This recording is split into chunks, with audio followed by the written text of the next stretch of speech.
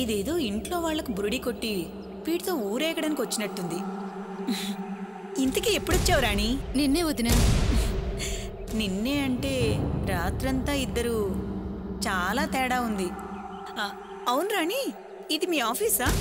కాదు దినా, office guest house. Guest హౌసా? అలా అనిపించట్లేదే. ఏంటి, ఇంటికి వచ్చిన పని అయిపోయిందా? బయలుదేరుతున్నారా? అవును దినా, పడక పడక ఈవిడ కంట్లో పడ్డాను. ఏం బాంబులు పేలుస్తుందో, ఏం ప్రమాదం జరుగుతుందో. దీని విషయం వెంటనే ఇంటికి చేరవేస్తే? ఏంటో దినా ఆలోచిస్తున్నా? ఆహా, ఏం లేదు రాణి. అసలు నీ గురించి కాదు, నువ్వొచ్చిన పని గురించి. అదే నేనొచ్చిన పని గురించి ఆలోచిస్తున్నాను. సరే గాని, నువ్వు ఈ ఊరు వస్తున్నట్టు కనీసం ఆకాశైనా ఫోన్ చేసి చెప్పలేదే? నువ్వు రాలేదు. ఏ, నేను ఈ ఊర్లోనే కదా ఉంటున్నాను. నేను విజయవాడ వస్తున్నట్టు తెలుసు కానీ ఇలా వినోద్ బావతో వస్తున్నట్టు తెలీదు. మా ఎండి స్టాఫ్తో వచ్చినట్టు మాత్రమే తెలుసు. నిన్న రాత్రి తిరిగి వెళ్లాల్సింది, కానీ పని పూర్తి కాక రాత్రి ఉండిపోవాల్సి వచ్చింది వదిన. అందుకే మిమ్మల్ని కలవలేకపోయాను. పర్లేదులే రాణి, నీ పని నీది, నీ టెన్షన్ నీది. ఆఫీస్ పని, బాధ్యత ముఖ్యం కదా, బంధుత్వాలు కాదు కదా. వదినా. ఏంట్రాణి? దయచేసి ఈ విషయం ఇంట్లో వాళ్ళకి తెలియనివ్వకు, అపార్థం చేసుకుంటారు. చాచా, నేనెందుకు చెప్తాను రాణి? నాకు ఆ మాత్రం తెలీదా? నా మొగుడు హోటల్ ఎత్తేసి టీ బండి పెట్టుకున్న విషయం నువ్వు దాచలా? అలాగే నేను దాస్తానులే. చాలా థ్యాంక్స్ వదినా. మరి మేం బయలుదేరుతాం. వస్తామండి. మంచిదండి.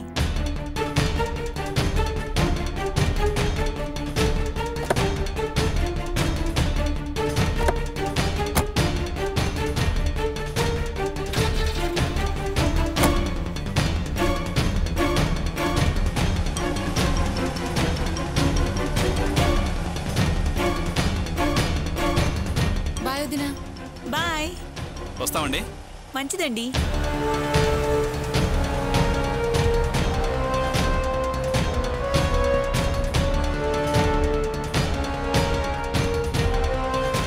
నీ సంగతి అప్పుడే ఎందుకు చెప్తానే పంచవన్నెల రామచిలుక. నిన్ను ఈ పాయింట్ మీద ఏటీఎంలా వాడుకుంటా, క్యాష్ అయిపోయాక లీక్ చేస్తా. అప్పుడే కదా నాకు లాభం, నేను సేఫ్ జోన్లో ఉండేది. నీ జుట్టు నా చేతికి దొరికింది. నిన్నెలా వాడుకుంటానో చూడు. ఆహా, ఎంత ఆనందంగా వెళుతున్నావే, అంతగా ఏడిపిస్తాను. ఈ సరోజ అంటే ఏంటో చూపిస్తాను.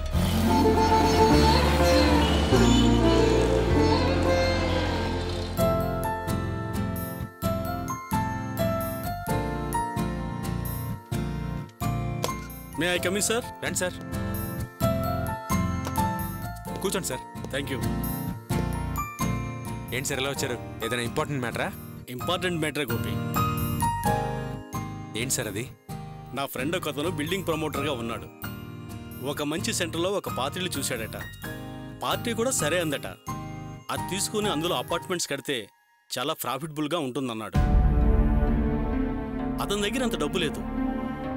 నన్నేమో ఎవరైనా ఫైనాన్స్ చేస్తారేమో కనుక్కోమన్నాడు. ప్రాఫిట్లో షేర్ ఇద్దామన్నాడు. ఆ విషయం గురించి మిమ్మల్ని కలిసి వెళ్దామని వచ్చాను సార్.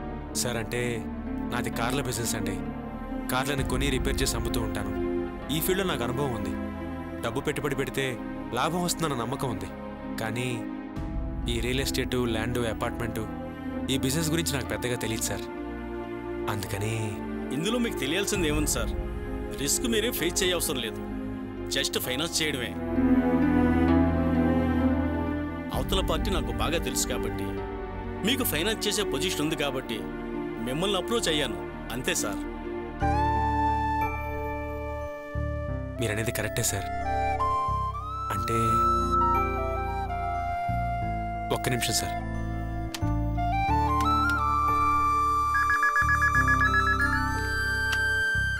గోపి. నందిని, ఒకసారి క్యాబిన్లోకి రా. సరే గోపి.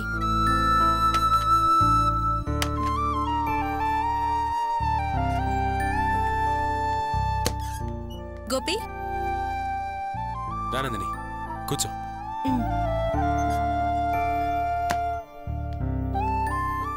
నమస్తే లాయర్ గారు. నమస్కారం నందిని గారు. ఏంటి గోపి పిలిచావు? ఏం లేదు నందిని, మన లాయర్ గారు ఒక మంచి బిజినెస్ ప్రపోజల్ తీసుకొచ్చారు. అది నువ్వు విని ఓకే అంటే మనం ప్రొసీడ్ అవుదాం.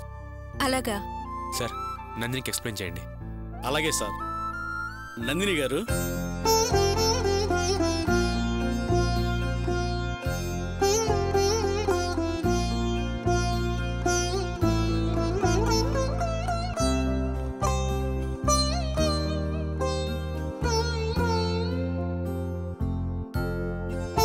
అదమ్మా. గోపి, లాయర్ గారు చెప్పిన దాని ప్రకారం చూస్తే బాగానే అనిపిస్తుంది. అయితే నీకోకే కదా? ఏ వ్యాపారం అనేది ముందు మనకు తెలియదు కదా. పార్టీ మీద సార్కి చాలా కాన్ఫిడెన్స్ ఉంది. ట్రై చేస్తే తప్పే ఉంది. ఉన్న వ్యాపారంతో పాటు మరో వ్యాపారం చేసినట్టుగా ఉంటుంది. నందిని గారు చెప్పింది కరెక్టే సార్. నేను మీరు తప్పకుండా యాక్సెప్ట్ చేస్తారని అతనితో మాట అన్నాను. ఒక్కసారి మీరు ఆ ప్లేస్ చూడండి, మీరు అంచనాకి రావచ్చు. ఆ తర్వాత మీకు ఇష్టం అనిపించకపోతే మానేవచ్చు. సరే గోపి, నువ్వు వెళ్ళరా. సరే సార్, అయితే బయలుదేరదాం పదండి. ఓకే సార్, పదండి.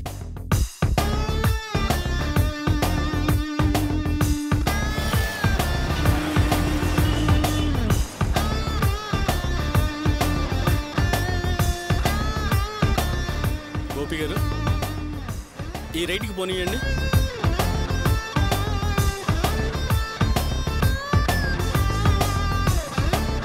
సార్, ఏంటి ఇటు తీసుకెళ్తున్నారు? మీరు చెప్పిన ఇల్లు ఈ ఏరియాలో ఉందా? అవును గోపి గారు, ఇటే కొంచెం లోపలికి వెళ్తే ఉంది. ఇంకా లోపలికా? అవును గోపి గారు.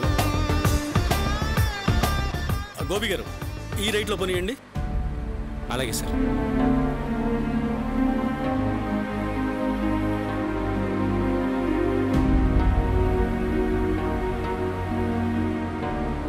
ఇక్కడి నుంచి లెఫ్ట్ కాండి. అవును గోపి గారు, ముందుకెళ్ళి లెఫ్ట్ తీసుకోండి.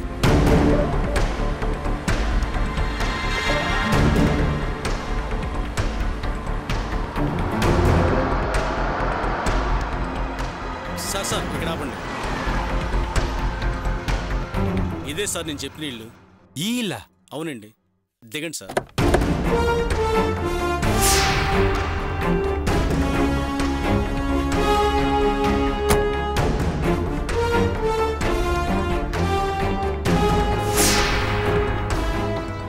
ఏం సార్, ఈ ఇల్లు అమ్మకానికి వచ్చిందా? అవును సార్, రండి.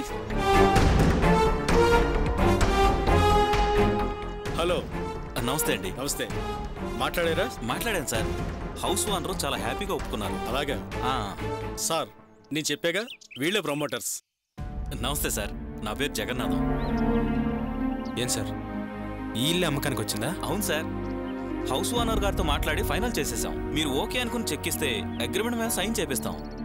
గణేష్ సార్, మేడం గారిని పిలుచుకురా. అలాగే. ఏం గోపి, చాలా రోజుల తర్వాత వచ్చావు, బాగున్నావా? బాగున్నాను బాబాయ్. ఇంట్లో అందరూ బాగున్నారా? బాగున్నావు. అర్చన బాగుందా గోపి? బాగుందక్క. మేడం గారు, మేడం గారు,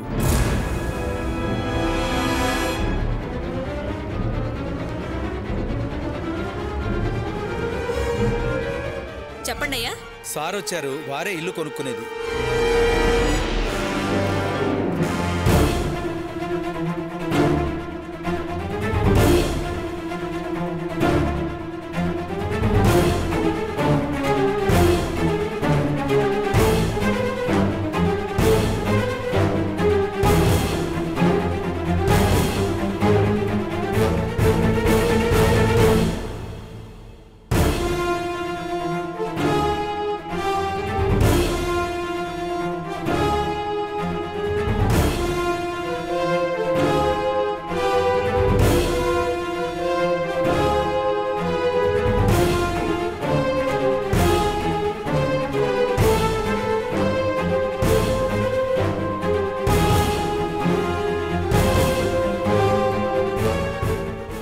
సార్ హౌస్ ఓనర్.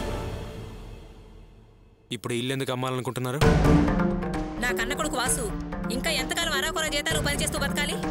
వేరే వాళ్లకు సేవలు చేస్తూ వాళ్ళ ఎదుగుదలకి వాడి జీవితాన్ని ఎందుకు తాకట్టు పెట్టాలి? వాడికి వాడు ఎదగొద్దా? సొంతగా వ్యాపారం చేసి ఆస్తి అంతస్తు సంపాదించుకోవాలి. కారు బంగ్లా కొనుక్కుంటూ వాడు ఎదగాలి కదా. అందుకే నేను ఈ నిర్ణయం తీసుకున్నాను. ఇది మీరు తీసుకున్న నిర్ణయమా లేకపోతే మీరు వాసుగాడు కలిసి తీసుకున్న నిర్ణయమా?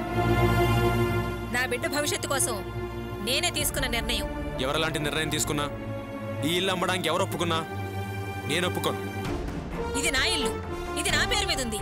దీని మీద అన్ని హక్కులు నాకే ఉన్నాయి. అమ్ముకున్నా దానం ఇచ్చుకున్నా ఎవరి అనుమతి నాకు అవసరం లేదు. నా ఇల్లు నా ఇష్టం. చూడండి, ఇది నేను పుట్టి పెరిగిన ఇల్లు. ఈ ఇంట్లో మా అమ్మ పురుడు పోసుకుంది. ఈ ఇల్లు నాకు కన్నతల్లి లాంటిది. నాకు ఇల్లు దేవాలయం. మా పెద్దనాన్న ఇంటిని నాకు రాస్తే పరిస్థితులు బాగోలేక మీ పేరని రాశాను. ఈ ఇల్లు అమ్మే హక్కు మీకున్నా అమ్మడానికి నేను ఒప్పుకోను. మా పెద్దనాన్న గుర్తుగా ఈ ఇల్లు అమ్మడానికి వీల్లేదు. ఏంటి సార్, ఇది మీ ఇల్లా? అవును సార్, నేను పుట్టింది, నడక నేర్చుకుంది, పెరిగింది ఈ ఇంట్లోనే సార్. చట్ట ప్రకారం ఇంటి మీద నాకు ఏ హక్కు లేకపోయినా ఈ ఇంటితో నాకు బంధం, అనుబంధం ముడిపడి ఉన్నాయి. సార్, మీరేమనుకోవద్దు. నేను మీ వ్యాపారానికి అడ్డురాను. వేరే లేదైనా చూడండి, మీకు ఫైనాన్స్ చేస్తాను. ఈ ఇంటిని మాత్రం అమ్మడం కుదరదు. లాయర్ గారు రండి సార్. ఒరేయ్, ఆగరా. ఏంటి? అసలు నీ మనసుకు నువ్వేమనుకుంటున్నావురా? ఈ ఇల్లమ్మి ఆ డబ్బు పెట్టుబడిగా పెట్టుకుని నా కొడుకు ఎదగడం నీకు ఇష్టం లేదా? వాడెక్కడ ఎదుగుతాడోనని అడ్డం పడుతున్నావా? కుళ్ళు కుట్టున్నావా? కళ్ళల్లో నిప్పులు మోసుకుని అడ్డుపడుతున్నావు? ఎల్లగానో నీకు సేవలు చేస్తూ నీకు మానసికంగా బతకాలా? మేము ఇలాగే కష్టాలతో కన్నీటితో కలిసి కాపురం చేయాలా? ఎందుకురా నువ్వు మాత్రం గొప్పగా ఎదగాలి, ఇంకెవరు ఎదగకూడదనే స్వార్థమా? ఏంటి కష్టాలు కన్నీళ్ళంటూ పెద్ద పెద్ద మాటలు మాట్లాడుతున్నావు? ప్రతి నెల మీకు 10,000 ఇస్తున్నాను. మీ అబ్బాయి వాసుకి 15,000 జీతం ఇస్తున్నాను. ఏ ముగ్గురు మనుషులకి 25,000 సరిపోవా? సరిపోకపోతే అడుగు, ఇంకా ఇస్తాను. అంతేగాని ఈ ఇల్లు అమ్మడానికి మాత్రం వీల్లేదు. మా ఇంటి మీద, మా బతుకుల మీద నీ పెత్తనం ఏంట్రా? ఎల్లకాలం నీ ముష్టి తినే బతకాలా? నీ అదుపాజ్ఞల్లో, నీ చెప్పు చేతల్లో నీ ముందు చేతులు కట్టుకుని వాడు దేహి అంటూ మేము నిల్చోవాలా? నువ్వు మాత్రమే దర్జాగా కారుల్లో తిరుగుతూ బంగ్లాల్లో ఉంటూ సుఖ సంతోషాలు అనుభవించాలి, భోగభాగ్యాలతో తొలుతోగాలి. మేమేమో ఇలా పాతింట్లో బూజు దులుపుకుంటూ నువ్వేసే ముష్టి కోసం ఎదురు చూస్తూ కూర్చోవాలి. ఏం న్యాయం ఇది? మంచివాడివి, మంచి మనసున్నవాడివి అంటారే, ఇదేనా నీ మంచితనం? నీ సుఖం నువ్వు చూసుకుంటూ మా బతుకులో మట్టి కొట్టడమేనా నీ మంచితనం? కక్కిరి కూడికి ఆశపడి నీదే మంచితనం రా. నువ్వేం ప్రేమ ఆపేక్ష ఉన్నవాడివి? నువ్వు ఈ ఇంట్లో పుట్టి పెరిగి ఈ వీధిలో తిరుగుతూ ఆడిన వాడివే. ఇంతవరకు నేను అడిగిన వాళ్లే లేరు. ఇప్పుడు నువ్వు రాగానే అందరూ పళ్ళిగిలిస్తూ బాగున్నావా గోపి అంటూ పలకరిస్తున్నారు. ఎందుకు? నీ దగ్గర డబ్బు ఉంది కాబట్టి, నువ్వు కారులో దిగావు కాబట్టి. అలాగే నా కొడుకుని పలకరించొద్దా? వాడు ఆస్తిపరుడు కావద్దా? ఏదో ఒక వ్యాపారం చేస్తేనే కదా వాడు కూడా ఎదగలిగేది. చూడు, నేనేం వాడి వ్యాపారానికి ఎదుగుదలకి అడ్డుపడట్లేదే. నిజంగా వాడికి వ్యాపారం చేసే కెపాసిటీ వస్తే వాడి గురించి నేనే ఆలోచిస్తాను. అయినా ఇందాక నుంచి ఎదిగాను ఎదిగాను అంటున్నావు. ఎలా ఎదిగాను? నన్ను, నా భార్యని కట్టుబట్టలతో ఇంట్లోంచి బయటికి గెంటేస్తే కష్టపడి ఆ స్థాయి నుంచి ఈ స్థాయికి వచ్చాను. వాసుగాడిని కూడా అలాగే కష్టపడి పైకి రమ్మని చెప్పు. నీ చేతిలో ఏదో ఓ విద్య ఉంది కాబట్టి ఎదిగావు. వాడికే ఉంది. నా చేతిలో విద్య లేదు, నా చేతిలో పనుంది. విద్యుంది నీ కొడుకు వాసు చేతిలో, కానీ వాడికి అత్తెలివితేటలు. కష్టపడి పైకొద్దామనే ఉద్దేశం లేదు. ఎంతసేపు అడ్డదారులు వెతుకుతూ ఉంటాడు. కష్టపడి పైకి రావాలంటే ఓర్పు ఉండాలి, కసి ఉండాలి, ఎలాగైనా పైకి రావాలనే తపనుండాలి. ముందు వాడికి అది రాని, వాడి కాళ్ళ మీద వాడిని నిలబడిని. అప్పుడు వాడి వ్యాపారం గురించి నేనే ఆలోచిస్తాను. అర్థమైందా? పదండి లాయర్ గారు. నువ్విప్పుడు నేను ఒప్పుకోను, కుదరదు అని అడ్డుపడగానే వదిలేస్తాను అనుకున్నావా?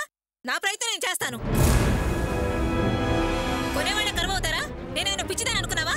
నా ఆస్తి అమ్ముకునే తెలివితేటలు నాకు లేవనుకున్నావా? ఖచ్చితంగా అమ్మి చూపిస్తాను. నువ్వెంత పంత పట్టు కూర్చున్నా నా గురించి నీకు బాగా తెలుసుగా. నేను బతుకున్నంత వరకు ఈ ఇంటినెవరికి అమ్మనివ్వను, ఈ ఇంటినెవరిని కొన్నివ్వను. సార్, రియాల్టర్స్ అందరికీ చెప్పండి, ఎవడైనా ఇల్లు కొనడానికి ముందుకొస్తే నన్ను వాడు సివిల్ కోర్టులో కలుసుకోవాలి. నన్ను కాదని ఎవడొచ్చి ఇల్లు కొంటాడో చూస్తాను.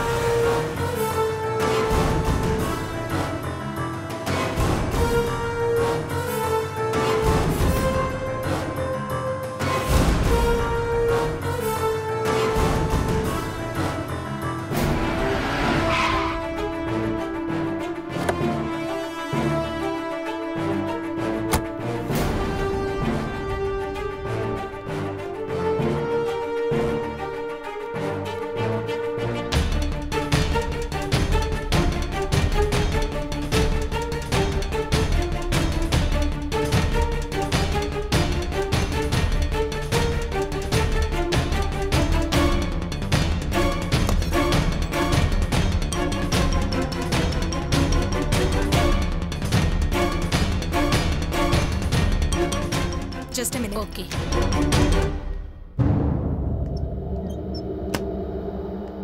ఏంటి గోపి, ఏమైంది? ఎందుకంత కోపంగా ఉన్నావు? విషయం తర్వాత చెప్తాను, ముందా వాసు గాని రమ్మను. ఏమైంది గోపి? ఇల్లు చుట్టానికి లాయర్తో కదా వెళ్ళావు. ఆ విషయం ఏమైంది? అసలు నువ్వెందుకింత టెన్షన్గా ఉన్నావు? ఇప్పుడేంటి నువ్వు మళ్ళీ వాసుని పిలుస్తున్నావు? చెప్పు గోపి.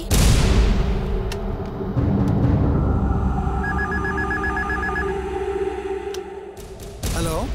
రేయ్, ఒకసారి లోపలికి రా. సరే సార్. ఏంటి గోపి ఇది?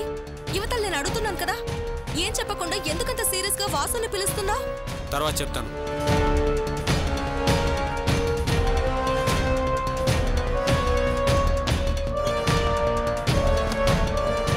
May come in sir. దీనికేం తక్కువ లేదు, ముందు లోపల రా.